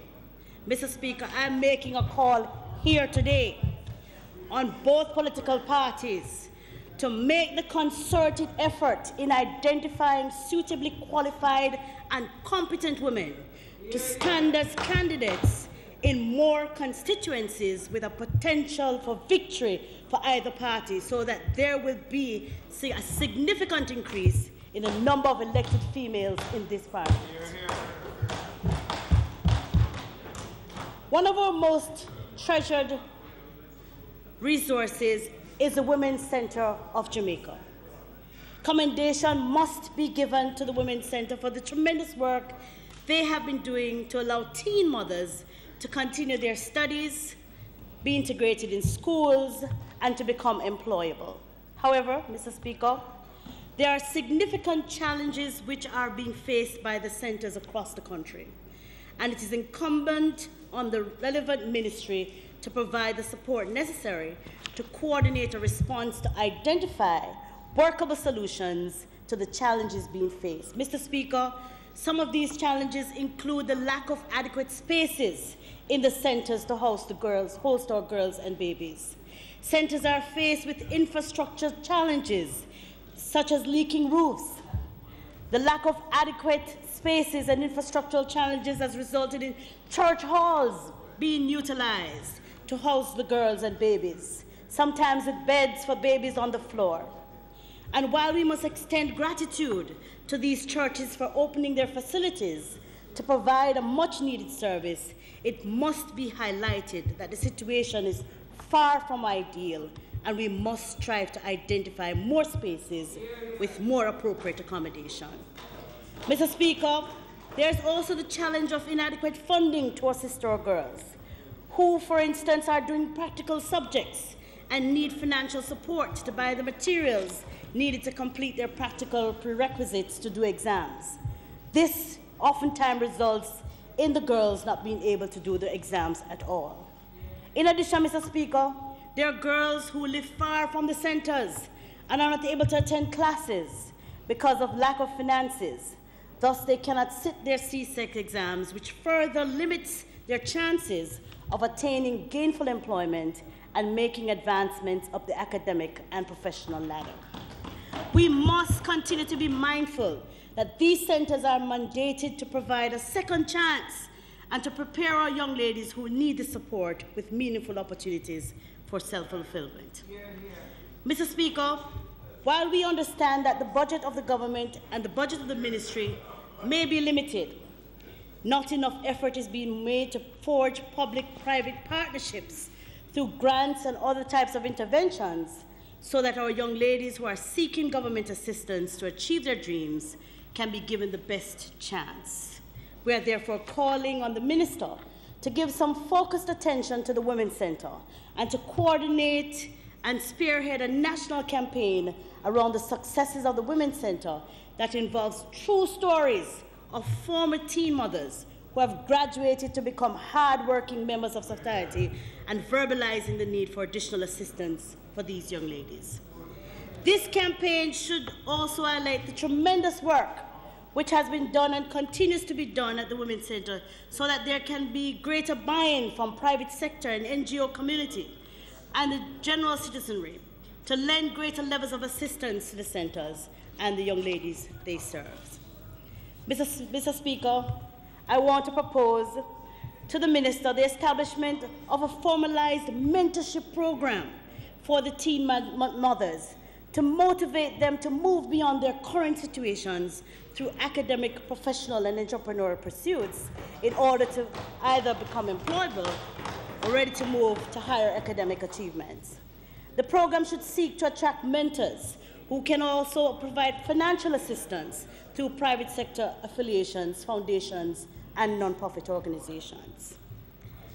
Mr. Speaker, I listened to my colleague from St. Catherine who spoke before me, and it seemed we had the same thoughts. We usually do. Mr. Speaker, while we have made significant strides over decades in gender neutrality, with a particular focus on female empowerment, advancement, and equality, we have experienced a concurrent marginalization of our males. Mr. Speaker, this increased level of male marginalization has significantly contributed to the continued decline in the social fabric of our society. Mr. Speaker, as a country, we are faced with a situation in which the majority of our students who leave high school with few or no C-sex students are boys. Subjects are boys. The vast majority of violent crimes and murders committed by and perpetrated against teenage boys and young men are boys. Mr. Speaker, approximately 85% of all homicides in Jamaica are committed by young men between the ages of 15 and 29 years old. Over 90% of Jamaicans who have been first prosecuted and are currently serving time behind bars are male. Mr. Speaker, when you look at our enrollment in tertiary institutions, we have a situation where over 70% of those enrolled are females, which is an indication that our males are either not matriculating or are not interested in pursuing higher education. Mr. Speaker, we persistently lament the challenge we face as a society when the multiplicity of unattached youth, the vast majority of these unattached youths are males. Over 50% of our children born in Jamaica are born into single-parent households.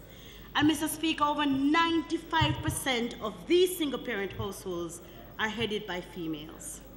We are currently experiencing a crisis in which our children are growing up without fathers. Mr. Speaker, while I must say it is encouraging to see our young women and young girls poised for success, it is, however, unwise to allow generations of boys to grow up feeling rootless and obsolete. This is really not a recipe for a peaceful and successful future. Mr. Speaker, who will our daughters marry? We have arrived at a place where specific and deliberate interventions are required to stem the slide in male marginalization. Mr. Speaker, we are proposing that a specific slew of incentives be implemented which are geared towards, 1, significantly increasing the number of passes attained by our boys at CSEC. 2, creating a culture where the majority of our young men are easily persuaded to seek to be involved in gainful employment and entrepreneurship and will therefore shun a life of crime. 3, an incentive scheme, Mr. Speaker, which will encourage all Jamaican men to want to stand up and be good, disciplined and upstanding fathers to their children, to want to lead quality family lives and to be good examples for their children. To this end, Mr. Speaker, I would like us to look at, in the instance where government provides subsidies for tertiary institutions, that it is stipulated that specific percentages of spaces be reserved for male students, particularly in technical and STEM subject areas, which have proven to be more attractive areas of study for males. Mr. Speaker, it is an imperative as a society that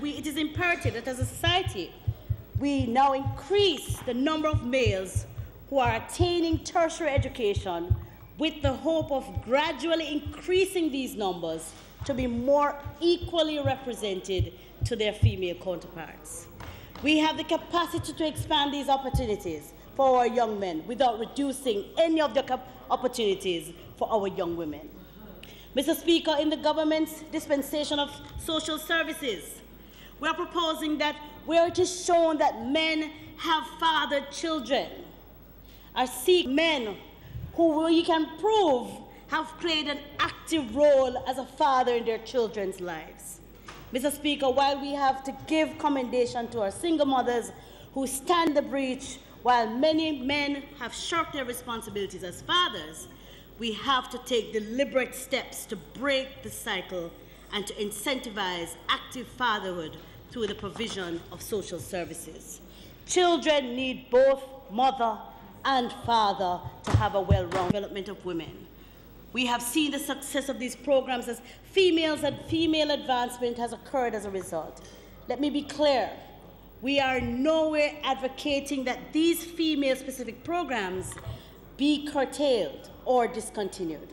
What we are proposing is that similar specific programs be also developed for men, especially our young men and unattached males.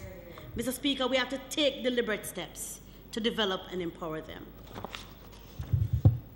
Mr. Speaker, it is obvious that there has been a lack of a coordinated national campaign around formidable issues facing our societies, such as issues of sexual harassment and gender-based violence. Mr. Speaker, this issue has been exacerbated by the fact that as a body responsible for enacting legislation, we have not passed the relevant laws to Speaker. In a letter to the Gleaner published on Saturday, May 18, 2018, Hillary Nicholson expressed what I have come to know are the sentiments of the majority of Jamaicans. It has now been 22 years since CARICOM drafted its model sexual harassment bill in 1996 for consideration by member states, but Jamaica still has no legislation. 5 other Caribbean countries, Bahamas, Belize, Guyana, St. Lucia, Trinidad and Tobago, now addressed sexual harassment as a legal issue on sexual offences. It is a disgrace that the Jamaican Parliament cannot get its act together, pun intended, cannot get its act together. There have been many promises. Mr. Speaker, she further states often allows abusers to escape punishment. Silence may be exacerbated by victims' fear of reprisal, feelings of shame, or knowledge that justice will not be served anyway. Mr. Speaker, we on this side share the sentiment that the sexual harassment bill was drafted. It was approved by Cabinet. It was tabled in this House, and by no other person than our former Prime Minister, Mr. Speaker. Parliament was dissolved as the elections were held before the bill was passed into law. Mr. Speaker, the current JLP government came to power and has been in power now for 2 years. And such an important, we did all the hard work. We've drafted a comprehensive bill, and I'm therefore calling on the Prime Minister and the responsible minister to not delay any longer. We need the sexual harassment bill to be tabled. Mr. Speaker, let us not play lip service to gender issues. Let us also move quickly to pass amendments to the Offences Against the Persons Act. On the matter of sport, Mr. Chairman, I ask for the Sport Museum project placed in the global sporting arena has been our place. Mr. Speaker, our place.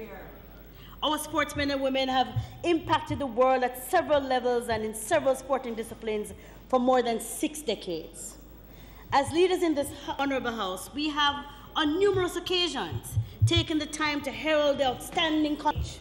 As citizens of Jamaica, we have all spent considerable personal time reveling with pride in the unmatched performance of our young people who celebrate our national colours with their remarkable demonstration of sporting prowess at every corner of the globe.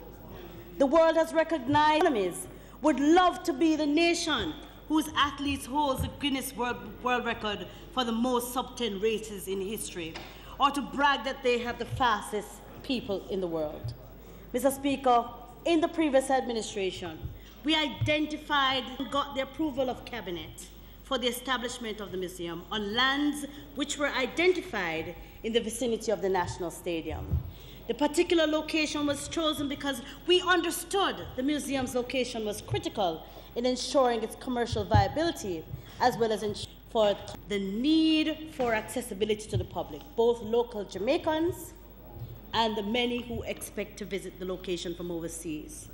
We identified a location which would fit the profile of a national sports museum for Jamaica. The Capacity Building and Infrastructure Committee of the National Sports Council was charged. We went as far as to identifying a curator who would be on loan to us from the Jamaica Defence Force Museum project to assist with the development of the project. Mr. Speaker, our former Finance Minister, Dr. Peter Phillips, allocated. So, the funds were allocated, budgeted, due diligence done, the UDC was engaged to do the competition 2 years later to suggest that there is any further progress made on the advancing this significant national project. Mr. Speaker, we have seen overstated. Indeed, our tertiary level institutions are expanding their education programs in recognition of the value of sports education. We must continue to work careers in sport. Of non-traditional high schools at the National High School Championships at the stadium. The impact of the program at the GC Foster College cannot be overstated in these developments. Schools like Rhodes Hall, RHODE, who have succeeded. The impact of the program at the GC Foster College has been the result of this kind of achievement. Opportunities are always available to our people. Sport agency management, business of sports in relation to money management, additional technical support is needed to train personnel such as coaches and referees and umpires, and education in collaboration with the Ministry of Sport. Make a submission to the Cabinet to work closely with the GC Foster College to have it further transformed and developed. That possess such a rich history, much the same way we support the other national universities. Joys and successes which sport has provided us as a nation. Mr. Speaker, the rights of our children to participate in sport in a safe and fun environment. Increasingly, we are seeing an upsurge in unfair practices and mental and physical abuse of our junior athletes. In our schools, sports through physical education has been exercised. As our children transition from primary to secondary schools, Mr. Speaker, over the last 10 years, we have witnessed of the world. Given the critical emphasis placed on our high school sports program over the last 100 years, the time has come to not just speak about protecting our children's work that guides the process that will do so. I'm suggesting today that we are not yet in crisis. However, our personnel involved in sport are looking forward to having this protective legislation to develop our talent in sport even when nothing was available to them. We commit scrupulous persons who are abusing our children through acts of commission or omission.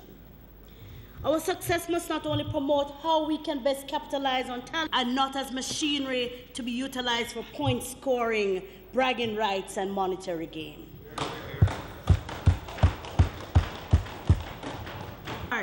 In sport, that oftentimes many don't get an opportunity to transition to the senior level or the professional.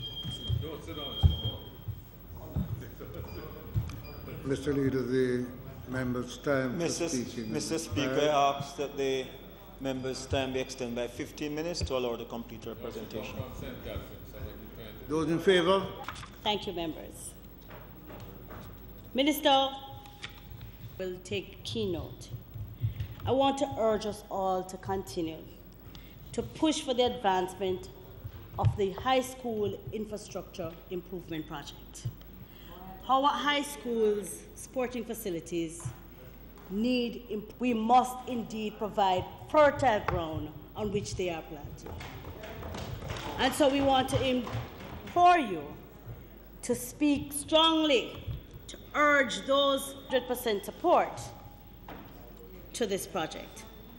On the matter of information, Mr. Speaker, we have been living in what has been dubbed as the information age, where there are numerous channels, new and traditional, to ensure anyone, anywhere is informed about with a heavy presence on most of our popular social media sites. However, Mr. Speaker, let us be wary of the phenomena of fake news, our norm. The dangers of not regulating information can result in users becoming angry, confused, fearful, and can promote the abuse of power, which will threaten our treasured democratic process. Mr. Speaker, the democracy further into advancement, the very vital set by the countless administrations prior was abandoned by the information portfolio and by extension, our own Prime Minister. I warn that those who promote fake news without verifying authenticity are no better than common law breakers. Yeah.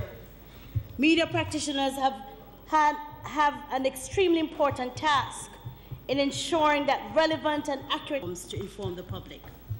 When the Press Association of Jamaica had to make a national call to the government asking about the resumption of the briefings, it shows that the government is showing a lack of response about the policies being undertaken by the cabinet and the government. Information dissemination to all Jamaicans is at the core of the democratic process because it's a means of us ascertaining transparency on the part of government. As a former minister, I took this seriously. Mr. Speaker, let me say this. If you have nothing to hide, why shy away from speaking to those you serve?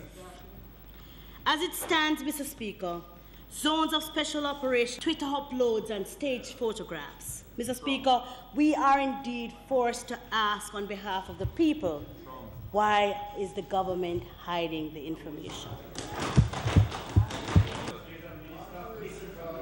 From the media regarding the decisions that have been implemented, why aren't the relevant ministers able to give relevant information on their portfolios? To be about the business of the country and, like corporate CEOs, answer to their boards and stakeholders. This government must answer to the Jamaican people, their stakeholders, as they make decisions that affect the expenditure of taxpayer dollars. We want to answer the tough questions. A government that basks in the limelight, take photos, give interviews, and disseminate information when things are going well.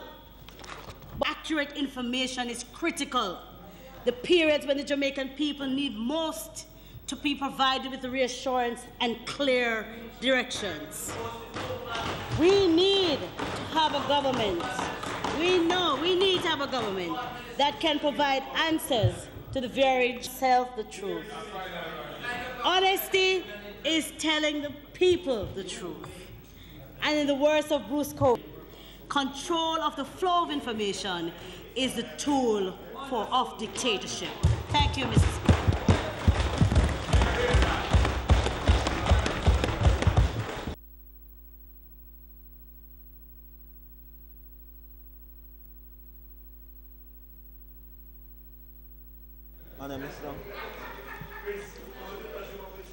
Mr. Speaker.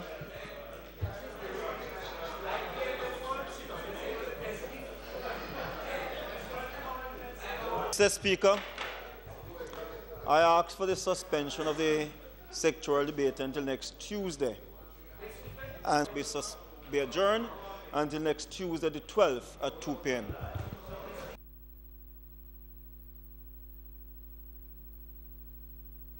The 12th of June at 2 p.m. Those in favor?